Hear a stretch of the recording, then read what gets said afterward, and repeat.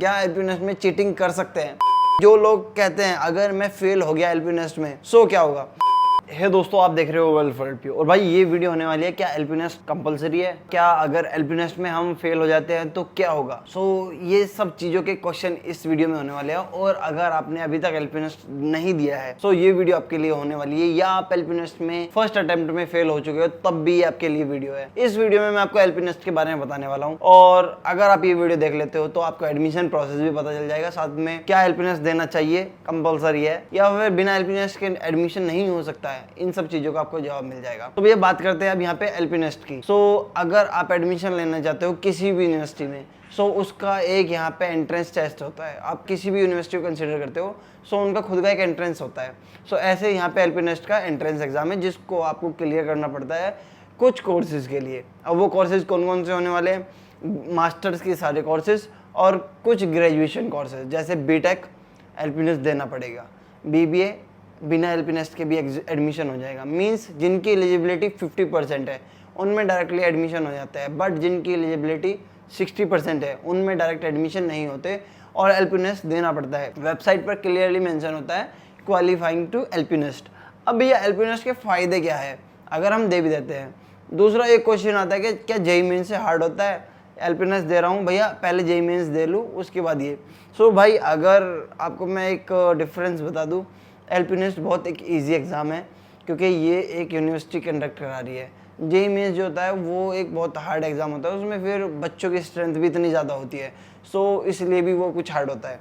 साथ में अब एलपी नेस्ट में भैया पास होने का क्राइटेरिया क्या है? अगर आपके 34 मार्क्स आते हैं 100 में से ग्रेजुएशन कोर्सेज के लिए आप यहाँ पे क्लियर कर सकते हो। जो बीटेक का एलपी नेस्ट होता है वो 400 मार्क्स का होता है। अब क्लियर करने के लिए आपको 132 मार्क्स की नीड होती है, मीन्स वो 30-35% होता है। और अगर आप फर्स्ट कैटेगरी जाते हो तो 360 मार्क्स आपने लाने होते हैं। ऐसे ही 12th के मार्क्स के बेसिस पे भी स्कॉलरशिप मिल जाती है, ऐसे ही जेईई मेंस के मार्क्स के बेसिस पे भी स्कॉलरशिप मिल जाती है, ऐसे ही आपको एलपी नेस्ट के मार्क्स पे भी स्कॉलरशिप मिल जाती है। अगर आपके 12th में 60% है, एलिजिबिलिटी ही क्रैक कर रहे हो केवल आप, आपको एलपी नेस्ट देना चाहिए। उससे क्या होता है कि भाई एक तो इजी एग्जाम है, वहाँ काफ़ी इजी क्वेश्चन आते हैं जिससे कि आप मिनिमम स्कॉलरशिप 30-40% तो इजीली ग्रैब कर लेते हो, साथ में एलिजिबिलिटी भी क्लियर कर लेते हो। ये तो हो गया आपका एलपी नेस्ट का। और साथ में भैया जो लोग कहते हैं अगर मैं फेल हो गया एलपी नेस्ट में क्या होगा, भाई यहाँ पे आपको 2 चांस मिलते हैं। अगर आप एक में फेल हो जाते हो आप दूसरा भी ट्राई कर सकते हो। साथ में दूसरा जब आप चांस देते हो आपको ये भी होता है कि भाई मैंने पहले दे रखा तो कुछ एक्सपीरियंस भी रहता है, कुछ क्वेश्चन रिपीट होने के चांस भी होते हैं। थोड़ी सी प्रिपरेशन करना। अब प्रिपरेशन मटेरियल कहाँ से मिलेगा आपको? आप जिस भी कोर्स के लिए एलपी नेस्ट दे रहे हो आपने लिखना है और suppose BTech LPU, BSc LPU, agriculture BSc LPU, hotel management LPU. आपको फर्स्ट वेबसाइट पर क्लिक करना है, साथ में नीचे जैसे स्क्रॉल डाउन करोगे तो आपको कुछ इस तरह के सिलेबस, क्वेश्चन पेपर पैटर्न ये सब कुछ मिल जाएगा, यहीं से आपने डाउनलोड कर लेना है और इनकी प्रिपरेशन करनी है। 1 घंटा 2 घंटा आपने प्रिपरेशन करनी है दिन में। जब भी आपका एग्जाम है उससे 2-4 दिन पहले आपका इजीली एलपी नेस्ट क्लियर हो जाएगा। इंपॉर्टेंट क्वेश्चन, क्या एलपी नेस्ट में चीटिंग कर सकते हैं? भाई जो पहली बार दे रहा है उसको तो नहीं पता है कि भाई चीटिंग कर सकते हैं या नहीं कर सकते, लेकिन मैं आपको बता दूं अगर आप चीटिंग करते पकड़े जाते हो, एक तो एआई डेडिकेटेड होता है एग्ज़ाम के अंदर। इफ़ आपकी गर्दन इधर उधर होती है आपको वो डिटेक्ट कर लेगा, आपको अलग से एक वो आ जाएगा नोटिफिकेशन, या जितनी भी टीम है पीछे वो बता देगा यही कि भाई इतनी बार इस बंदे ने इधर फेस किया, इतनी बार इधर, तो वो आपको अलग से एक बार चेक कर लेंगे क्योंकि आपकी वीडियो रिकॉर्ड होती है। साथ में इन्विजिलेटर होता है और आप मतलब चीटिंग नहीं कर सकते। थर्ड आई भी होता है, लैपटॉप इधर हुआ, थर्ड आई इधर हुआ, तो 2 डिवाइस के साथ जब आप एग्ज़ाम देते हो तो 2 कैमरे ऑन होते हैं। चीटिंग करने के चांस बहुत मिनिमल है और अगर आप चीटिंग करते भी हो वो रिस्क आप पे होगा। अगर पकड़े जाते हो तो आपका एडमिशन कैंसिल हो जाता है, उसके बाद आप एलपीयू में एडमिशन नहीं ले सकते।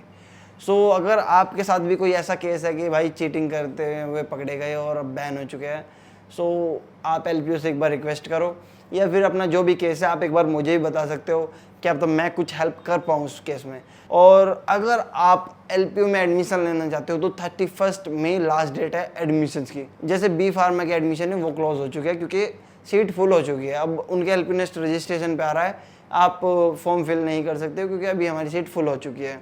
इस तरीके का कुछ यहाँ पे सीन है। अभी भी कॉल आ रही है, जितनी जल्दी हो सकता है आप अप्लाई करो एलपी नेस्ट के लिए। डिस्क्रिप्शन में लिंक है, साथ में अगर कूपन कोड यूज़ करते हो सो आपको यहाँ पे 20% का एक्स्ट्रा बोनस मिल जाता है। सो आप जो 1000 फीस है आपकी केवल 800 हो जाती है। सो भाई अगर आप वेट करोगे 31 मई का सो आपको फिर लास्ट में सर्वर इशूज़ होते हैं, कुछ इमरजेंसी पेमेंट वगैरह अटक जाता है, तो भाई उससे पहले आप हो सके तो अभी 1-2 दिन के अंदर पेमेंट करो और अपना फॉर्म अप्लाई कर लो। और अगर आपको कोई भी प्रॉब्लम होती है तो आप मुझे इस नंबर पे कांटेक्ट कर सकते हो। तो यार बॉस इस वीडियो में इतना ही, मैं मिलता हूँ वीडियो में, तब तक के लिए बाय बाय।